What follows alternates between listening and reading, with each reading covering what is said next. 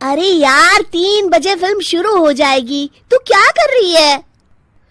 बस मुझे 5 मिनट दे, मैं अभी साड़ी बदल कर आती हूँ। अरे बहू, तू अचानक कहाँ जा रही है? तेरी सास तुझे आवाज दे रही है। अरे छोड़ ना, ये बुढ़िया कभी नहीं सुधरेगी। क्या हुआ माँ जी? मैंने आपको कितनी बार मना किया है कि मुझे जाते हुए टोका मत कीजिए। मैं फिल्म देखने जा रही हूँ। तू अभी चली जाएगी तो मेरे लिए खाना कौन बनाएगा बहू? सुबह से भूखी बैठी हूँ। अरे माँ जी, आप कौन सा घर का काम करती हो जो आपको भूख लगी है? अच्छा, मुझे देर हो रही है, चलना रीटा। अंजलि के जाते ही सीता देवी अपनी किस्मत को कोसते हुए सारा दिन घर में भूखी बैठी रहती हैं। इस तरह अंजलि अपना बहू होने का कर्तव्य कभी नहीं निभाती थी। वहीं दूसरी तरफ अपनी सास के खाते से पैसे निकाल के अपने शौक पूरे करती थी। लेकिन सीता देवी इस उम्मीद पर थी कि एक दिन उसकी बहू सुधर जाएगी। फिर एक दिन सीता देवी की जुड़वा बहन गीता देवी वहां आती है।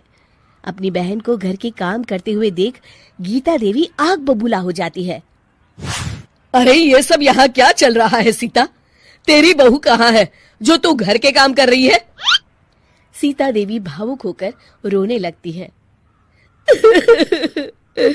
अब तुझसे क्या छुपाऊं? मेरी बहू रत्ती भर भी मेरी इज्जत नहीं करती। मजबूरी में मुझे घर के सारे काम करने पड़ते हैं। वो तो बस सारा दिन अपनी सहेली के साथ सैर सपाटा करने में लगी रहती है। अच्छा, तो उस चिड़िया के पर निकल आए। तू चिंता मत कर, मैं ऐसी कई बिगड़ैल बहुओं को ठीक कर चुकी हूँ। अब मैं इस चुड़ैल से निपटूंगी। तू कुछ दिनों के लिए मेरे घर चली जा, मेरी बहू तेरी अच्छी देखभाल करेगी। फिर दोनों बहनें आपस में साड़ियां बदल लेती हैं और सीता देवी अपनी बहन के घर चली जाती हैं। देर रात अंजलि जब घर आती है तो अपने कमरे का नजारा देख उसकी आंखें फटी की फटी रह जाती है। हे राम, मेरे कमरे का एसी कहाँ चला गया? और मेरा 56 इंच का एलईडी टीवी कौन ले गया?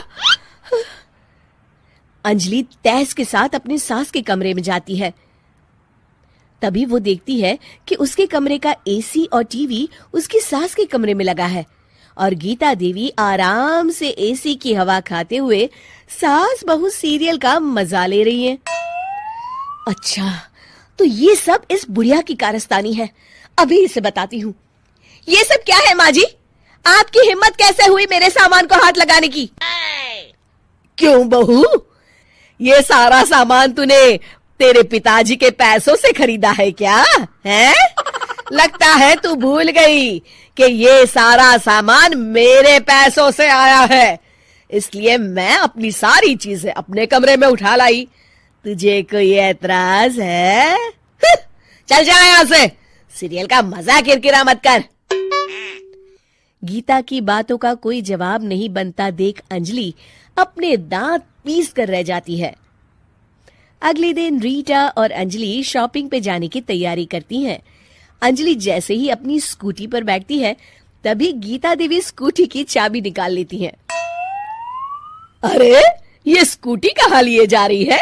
ये भी मेरी कमाई की है। माँ जी, ये तो आप हद कर रही हैं। मैं बाहर पैदल जाऊंगी क्या? हाँ, पैदल जा। वैसे भी तुझे घूमने का शौक है, मुझे नहीं। देखिए माँ जी, इस तरह मेरी सहेली के सामने मेरी बेइज्जती करके आप ठीक नहीं कर रही हैं। आप मुझे अच्छी तरह जानती हैं, बाद में आपको पछताना पड़ेगा।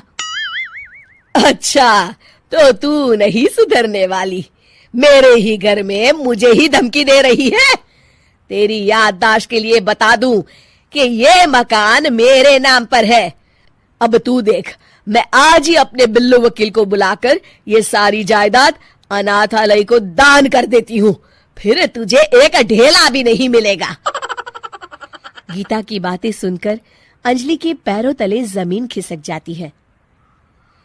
अरे, अगर तेरी सास ने तुझे अपनी जायदाद से बेदखल कर दिया तब तो तू सड़क पर आ जाएगी। मैं तो कहती हूँ चुपचाप अपनी सास से माफी मांग ले अंजलि।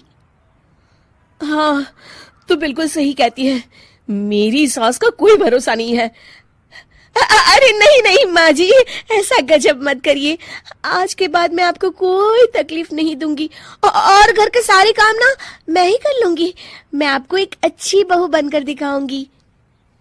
कुछ दिनों के बाद, ये लीजिए माँ जी, आराम से गाजर का हलवा खाइए। खुशबू तो बहुत अच्छी है। हाँ माँ जी, वैसे मैंने सब काम कर लिया है, तो मैं आपके पैर दबा दूं, आप आराम से हलवा खाइए। इस तरह गीता देवी अंजलि को सही रास्ते पर ले आती हैं और सीता देवी वापस अपने घर में आकर रहने लगती हैं।